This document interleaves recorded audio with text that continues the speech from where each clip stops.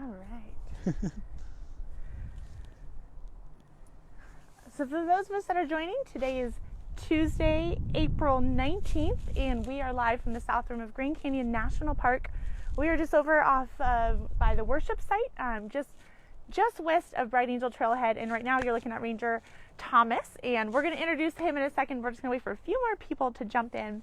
But as you start tuning in, one of my favorite parts is to see where you are watching from. So comment with your hometown, so together we can all stay connected to Grand Canyon National Park. And I'm hoping if you guys can give me a thumbs up if you can hear me okay. And then, Thomas, you mind saying something? Hi, good morning. All good right, morning and from the Grand Canyon. Thumbs up if you can hear Ranger Thomas okay as well.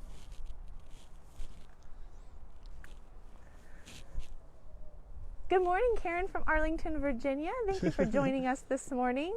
And Christy from Prescott, Arizona. Jason from Houston, Texas. Oh, we got some good viewers this lovely Tuesday morning. Jennifer from Washington, D.C. just joined. And Bill from Salado, Texas. Perfect. And George from Scottsdale. So it is a beautiful kind of cloudy day today. We're about 64 degrees and windy.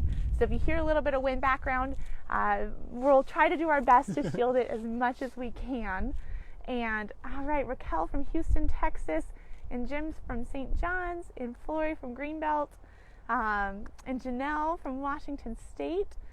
And thank you guys all. So at this point, I'd love to introduce our special guest today. I'm just going to flip this around for just a second. So my name is Alyssa Ojeda, and I am on the other end of the camera. I'm the Marketing and Public Relations Manager for Grand Canyon Conservancy, and we are here today to celebrate National Park Week and our virtual Grand Canyon Conservancy Trailblazer event. And so what that is a time for all of us to get together and be connected to Grand Canyon National Park virtually. And today we're going to talk about preventive search and rescue. It's an incredible program, and it's an area, if you are a Grand Canyon Conservancy member, that we help support and we help fund. And so we are going to talk all about it with Ranger Thomas. So with that, let's introduce Ranger Thomas. Good morning. My name is Thomas DeMasters. I am a park ranger here at Grand Canyon National Park, and I work specifically in preventive search and rescue. Would you like me to just kind of roll into talking a little bit about PSAR? I'm just going to triple check that everyone can hear you okay. It looks like, thanks George for that audio, loud and clear. I think we're good. So yeah, so what is your background and what brought you to Grand Canyon? Sure. Without getting into too much detail, originally I started out working for conservation corps, doing trail work and kind of working in youth conservation corps. So not only doing trail work, but helping to educate people and kind of introduce people to working and living in the outdoors for the first time. A little while after that, I got into environmental education, and finally I decided to go back to college to get a degree in ecology, so the study of plants and ecosystems. After that, I got into guiding river trips and rock climbing trips and things like that, and that brought me more into the sort of recreation side of things. Through that, I started working, doing more wilderness medicine, teaching and using it to help people in the outdoors as I was guiding things. Kind of progressing from there, it brought me to the National Park Service, and actually originally with the Bureau of Land Management, working as a backcountry ranger, and eventually moving on to be a climbing ranger, and now as a PSAR ranger here at Grand Canyon. So it's the perfect blend for me of the educational aspects. I get to live in the national parks, and with my background in ecology, I can talk to people a little bit about the plants and animals that we have here, the geology we have here. I also get to do the wilderness medicine part of things, which I've really come to enjoy, as well as just meeting people and seeing where they're from and talking to them about what it's like to be in the Grand Canyon and how to have a good time in the Grand Canyon, hopefully. Thank you so much for sharing your background. It's always so fascinating to see what skill set and what brings everyone here. So before we jump into the meat of it, I have to ask, do you have a favorite plant here at Grand Canyon? I can't say for certain about here in Grand Canyon. I really, in desert plants in general, my favorite flower is the scarlet globe mallow, which is more common a little bit north of here in Utah. That's where I spend a lot of time, is in Utah. And then woolly loco weed is a really cool, and it's got like a very beautiful purple flower and these really fuzzy leaves that they're just really cool to see, and they're so hardy, even though they look so delicate, but they grow in these such as austere environments, so that's pretty cool to see. And for those of you watching, if you guys have any questions about PSAR or emergency services here at Grand Canyon, please put it in the comments and we'll do our best to answer. And thank you, Trish. So great to see you, for giving us an audio check. I'm so glad that everything is sounding good. So, Ranger Thomas, can you give us an overview of the emergency services department and program here at Grand Canyon and what all that entails? Sure. The branch of emergency services falls under visitor and resource protection. It's sort of side by side with our law enforcement program, as well as actually our fees program. So the folks that you talk to as you enter the canyon, and maybe the first ranger you see when you get to Grand Canyon. The branch of emergency services specifically is fairly small, but we cover emergency medical services. So that's our ambulance and our evacuations when people get injured down in the canyon. Coupled closely with that is search and rescue specifically. So that is a group that is made up of people from all over the park. There's people like myself that work very closely with it throughout my entire season. And there are lots of other folks, like especially our law enforcement rangers. We couldn't do our search and rescue stuff without them. They always come out to help with calls, and during the winter, they are primarily people that are going out to do search and rescue. That also includes our structural fire program. So we have, just like in any city or town, we have firefighters that are ready to go out and deal with any sort of incidents when it comes to buildings being on fire or assisting us with emergency medical services. And sort of the fourth piece of the branch of emergency services is preventive search and rescue, where I work. And we do quite a few different things, which I'm sure we'll get into a little bit more, but we're kind of an auxiliary part of the emergency services branch that helps out in all of the places that we can. So let's dig into a little bit more about PSAR and what preventive search and rescue is. Can you go into a little bit more about your role specifically there? Sure. Broadly speaking, many people have heard of search and rescue, and we go, search and rescue, you go out, you find someone who's having potentially a bad time out in the wilderness, and we help them get out. And that can look in a number of different ways. It can be somebody just helping them hike out. It might be carrying them out with a litter and a team of individuals, and it might be flying them out with our park's helicopter. Preventive search and rescue, or PSAR, seeks to reduce the number of those incidents that actually happen. So we are out on the trails every day. There's at least 1 or 2 PSAR members out on the main corridor trails. So that's the Bright Angel Trail, the South Kaibab, and ideally the North Kaibab Trail off the North Rim as well. And we seek to make contact with folks before they get into a bad situation and give them information and resources about what to do if they start to have a problem while down on the trail. Along with that, we also help to staff the park's ambulances, and we respond to search and rescue calls, either hiking down trail or with a larger team of people to do technical rope rescue and to do carryouts, and also occasionally helping with the helicopter as well. So this question is actually coming from Stu, and he wants to know, what is the most common emergency or injury you see here or encounter at the park? It's actually much more, before I came here, I assumed that it would be all heat related. And while we do have a certain amount of heat related, it is pretty broad, the things we see. Most commonly though, we probably do see a lot of dehydration and heat illness happening down in the inner canyon. So we coach people how to deal with that, how to recover from mild heat illness, and how to safely and adequately hydrate throughout the day. So with the PSAR Ranger and volunteers, can you give us an overview? What does a day look like in the life of a PSAR Ranger? Sure. I will say it varies greatly. So today I'm here talking to Grand Canyon Conservancy, and tomorrow I might be on a day patrol down in the canyon. And then another day I'll be on the ambulance. But specifically for like our PSAR volunteers, which we have about 70 volunteers that participate with preventative search and rescue. They'll arrive here to the park and they'll come check in with us at our station. get any new information about what the day is going to be like, any weather information, check in with us just to make sure we're all on the same page. Then they'll come, let's say, here to the Bright Angel Trail, and they'll hike down the trail either to our 1.5-mile rest house, which is, as you might guess, 1.5 miles down the trail, or to our 3-mile rest house, which is about 3 miles down the trail. Along the way, it's their goal just to say hello and talk to as many people as possible and be an available resource to answer questions. A typical conversation might include asking someone where they're from and asking them to tell us a little bit about themselves, trying to understand what their goals for their trip here to the Grand Canyon are, and then see what advice we can give them to help them have a good time and achieve their goals. So if it's truly someone's goal to hike to Indian Garden and back in a day, that's about almost a 10-mile hike with a lot of elevation gain. So we don't necessarily want to stop that person from doing that. We want to give them the information and the resources to be successful in doing that. So we will talk with them and answer any questions they have and hopefully make their day easier and better for them. If you're out on a morning patrol, it's usually about a half day. So you start around like 7 or 8 a.m. and you go till like noon or 1 o'clock and hike back out, talking to folks on your way out of the canyon as well. So this question is coming from Doug.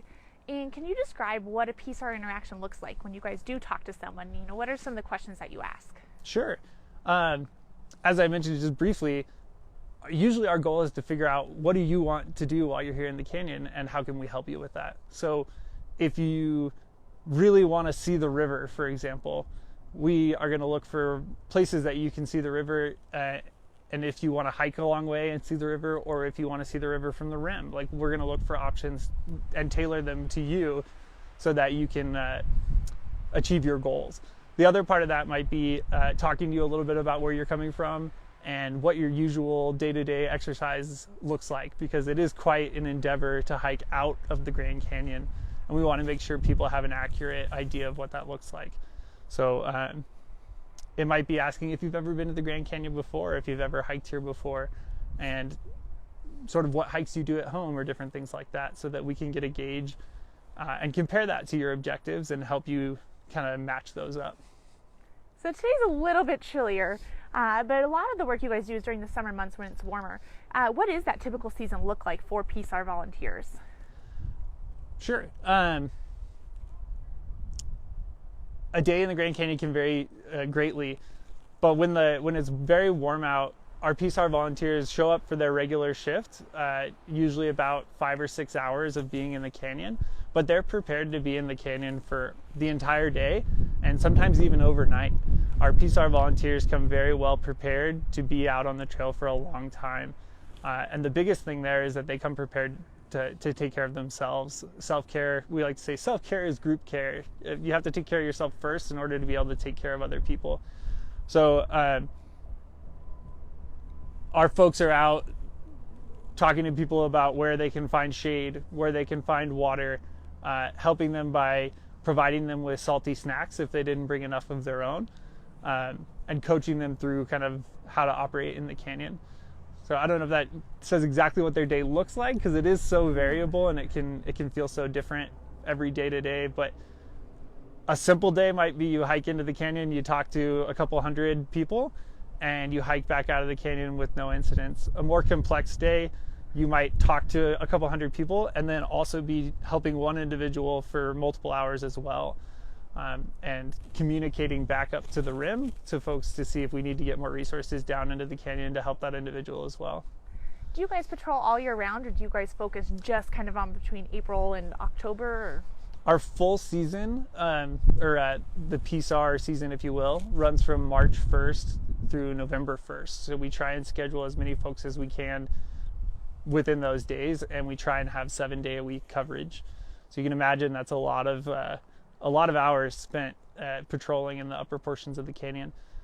We certainly emphasize more heavily starting around April 15th is usually when it starts to get warmer and we start to get more and more visitors coming, through till about mid-October is our like busy season, but we do kind of cover a little bit extra on either end of that to help folks out. What type of training do you go through to be a PSAR ranger and volunteer?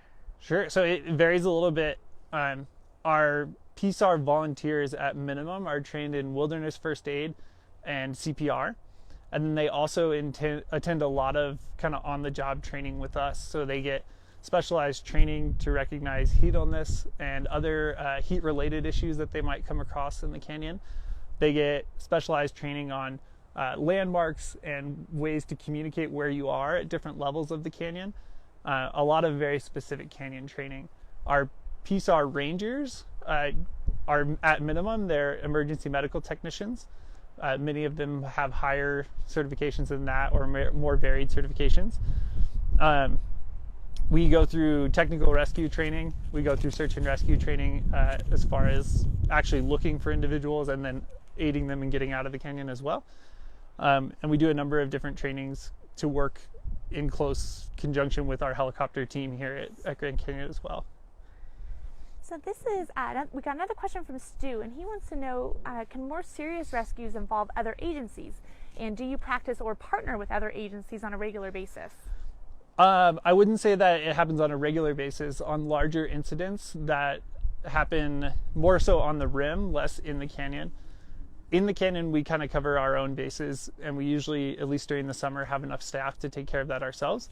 Occasionally, we will ask Arizona Department of Public Safety to bring their helicopter in, especially if we're flying at night. They have the capability to do that, where our park helicopter doesn't fly at night. Specifically, I would say when we're working on the North Rim, we are very close to a few different counties over there. So we might have the county search and rescue involved in larger searches, and the sheriff's department, and sometimes even some folks from up in Utah, because we are so close up there. They'll come down and we'll do a mutual aid agreement for them to come and help us with an operation, or for us to go and help them with an operation. For the majority of the time within the canyon, we do it all in-house. All right. So next question is coming from Christy, and she wants to know, what is the most remote rescue that you've done so far? I will say the majority of things that we work on are kind of right here in what we call the corridor. I've been out to a search and incident on the Tanner Trail, which is out to the east side and is a not very heavily traveled trail. I've also been on a search that's far down at the bottom of the Hermit Trail, which is to the west of us, and a little more traveled than the Tanner, but still pretty out there. Probably the more remote rescues that we do, and not myself in this case, but they'll do rescues down on the river, and that requires bringing a lot of equipment down, obviously a long way down into the canyon. Okay, so Rhonda wants to know, is there an age limit on hikers that you really recommend for kids going into the canyon?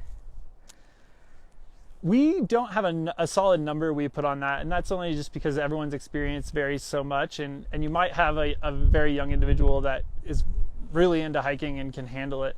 The important thing that we ask folks, especially on their first few times into the canyon, is to be very conservative in your decision making. Make sure that you're, planning more conservatively and seeing how that goes before you decide to plan bigger and bigger trips in the canyon. Okay.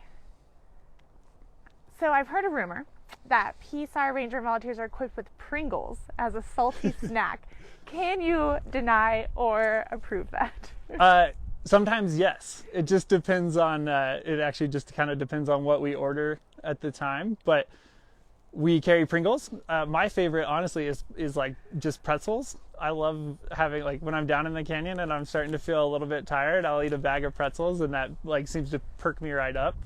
So our goal is to get salty snacks to people, and so Pringles fill that vibe. Also a lot of other things, pretzels or Fritos are a big one, or things along those lines can be really good for getting people salty snacks. So this is a good question coming from Trish, because this is something new. Can you speak about PSAR on the North Rim this year? Sure.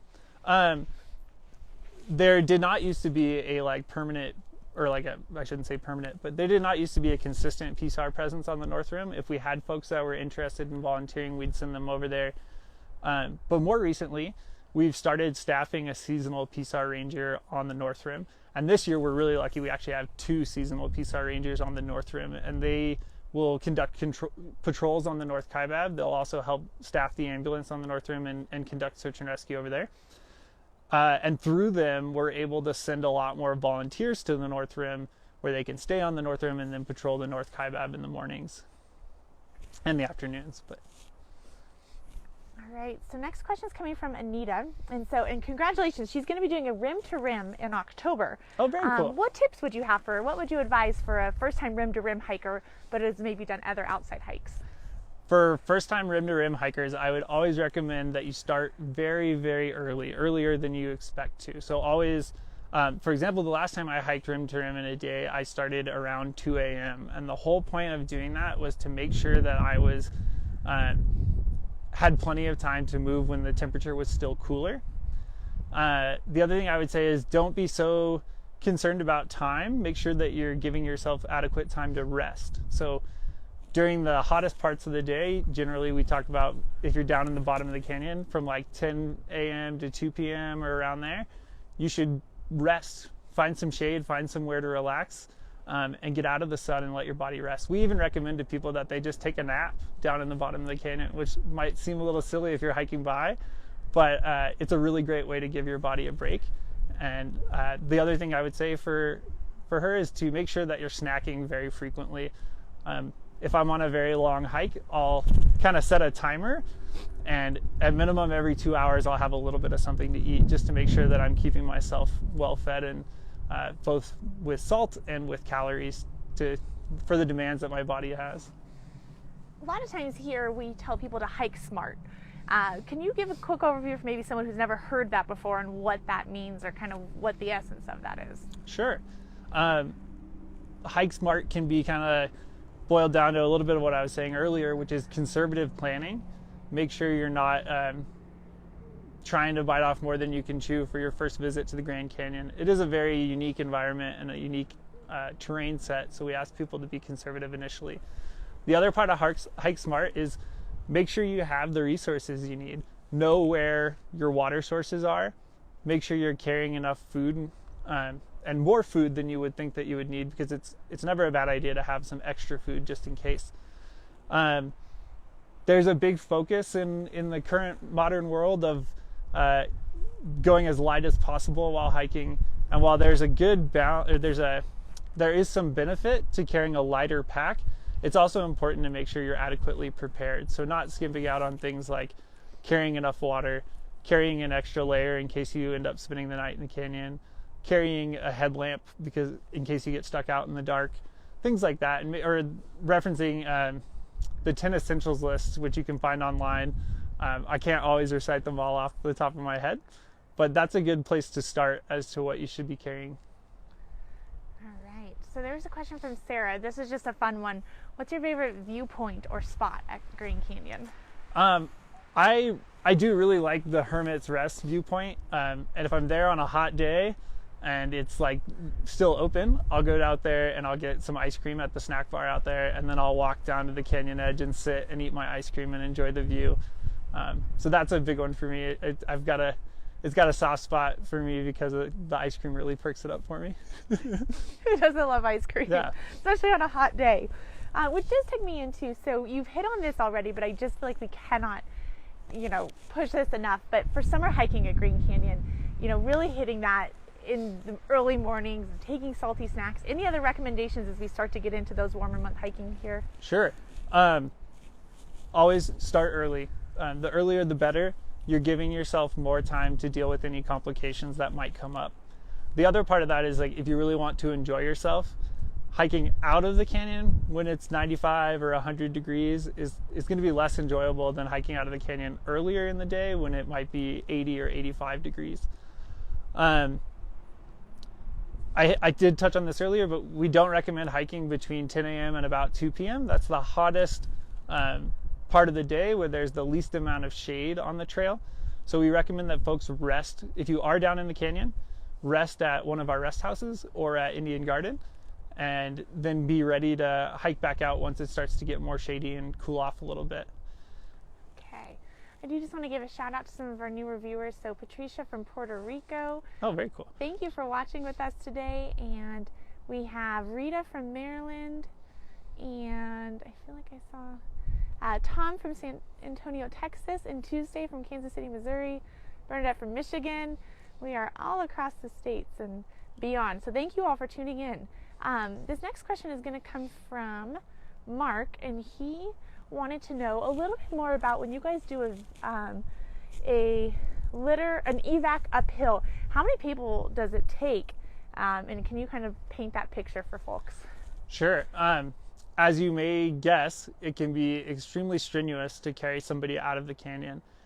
If we can avoid it, we usually won't carry someone more than about a mile, because at that point it becomes a high risk to the rescuers involved as well as to the patient. It's not as safe for them when we're traveling those long distances over rough terrain. Generally speaking, we want a minimum, probably about 10 people on our litter at a time, and that's just the way our litter is set up. There's a lot of handles and things that need to be accounted for. So a minimum of 10 people on the litter at one time, but we also need to have extra folks around that are helping carry extra gear, that are trading out with folks, as the goal is to not get tired. So it's not trading out with someone when they get tired, it's trading out regularly so no one does get too tired. Clearing obstacles as we go, so if there's loose, larger rocks in the trail, that those extra people might be moving rocks out of the way. If there's public on the trail as well, because there always is here at Grand Canyon, we're going ahead and we're communicating, hey, this is coming through. If you could find a place to step off just for a moment to let us pass, we'd really appreciate it. And helping keep that space clear ahead, both for the safety of the patient and the team, but also for the safety of other folks that are hiking on the trail. Okay, so before we wrap up today, I just want to say hi to Cheryl from Oxford, UK, and wow. Cool. Thank you, John, for joining us today. I'm glad you could watch with us. And Tom joined in a little bit late. Just can you give a quick overview again of what is a PSAR ranger? Absolutely. So a preventive search and rescue ranger operates here in the canyon to help reduce medical or search and rescue incidents. We go out, we talk to people, we provide information, we help answer questions and help people meet their objectives in the canyon safely. So this one's just so fun. Suzanne is saying there's second grade class from West Virginia. Thank you guys for watching today. Hi. They're learning about landforms and learning about the Grand Canyon. Well, this is the view today from the South Rim, and we're looking towards the North Rim right now, just right over Ranger Thomas. If you look kind of over his left shoulder, I can kind of point to it, right over on that side. Plateau Point, there's a trail that kind of goes all the way out there, that nice little line down there. Let me get out of the way for a second. I know, what other landforms should we, trying to think about the canyon that we can share. The battleship is just kind of over here. I don't know if you can see me pointing. Yes, it's we can see you over pointing there, better down than me. low. It's hard to say if I'm pointing in the right direction for you guys, but you're doing good. Thank you guys so much for watching with us. That was so fun. I'm just gonna make sure I didn't miss anything else, but thank you guys all so much. This has been such a great group today. We love all of your guys' great questions. Rita just wants to know before we tune out, what's the best time of year to visit the canyon, in your opinion? I would say, and you have to manage also with the amount of people that are here, but the spring and the fall are really wonderful times to be at the canyon. It's not super hot, but it's still warm enough to be comfortable. You do have to be a little prepared for cold mornings and colder evenings, but during the day it is very nice to be in the canyon during the spring and fall. Things to consider if you're visiting during those times is late fall and early spring, we don't have all of the water turned on because we still get freezing temperatures, so you have to plan a little differently. Okay, I do want to hit on this question too. I'm sorry, Ranger Thomas, I know you have a busy day. Barbara just wants to know, is there a cost for rescuing someone in trouble in the canyon? We, generally speaking, we do not charge individuals that are rescued. If there's some wild extenuating circumstances, it is possible that they may be charged for rescue. But our general philosophy is that you guys pay your fees to come into the park, and we use that money to support this program to help get people out of the canyon safely. We would rather folks call us and we go and help them than worry about the cost and not call us. Great. Anything else you want to add that maybe we didn't hit on yet? I think we covered a lot of ground. I would say the biggest thing is if you're not sure about anything in the canyon, feel free to ask a ranger that you see. If they don't know, they'll certainly help you find the right resources to know. And if you come to visit the Grand Canyon, please make sure you plan ahead. Check out our website. If you search Grand Canyon Hike Smart, you'll find lots of information about what we recommend to have a successful and enjoyable hike in the canyon. Great. All right, so I'm going to end with a view of the canyon, and so it's going to be a little bit bumpy for a second as I take the phone off the tripod, but I do really want to show we've had a nice little friend just right over sleeping. We have a bighorn sheep that curled up. I don't know if you guys can see him on the camera or not. Kind of right in the middle, that little guy right there is a bighorn sheep, and he has just been sleeping right down there during our whole presentation. So wanted to share that with you guys. And then I'm going to just flip it around really fast. So again, my name is Alyssa Ojeda. I was on the other side of the camera today. I want to give you guys just a huge thank you for joining us. Because of you and your continued dedication and watching, we're able to keep doing these. And so this week is National Park Week, and we're going to have another live on Friday. And so we'll be back at the South Rim showing you the views, and we'll have another great ranger that's going to be able to talk about something else there. And if you guys want to get involved during National Park Week, you can become a Grand Canyon Conservancy Trailblazer. Visit protect.grandcanyon.org/trailblazer, and you can get involved and become a member, and we're going to send you a really cool Trailblazer t-shirt courtesy of our friends at Wild Tribute. So now let's end with the most stunning view of the canyon. And you guys can probably see some people hiking on the trail over there too. So we're just west of the village. Oh, and there's a mule train. Oh, can you guys see the mules? Mm-hmm. There we go. All right, bye everyone.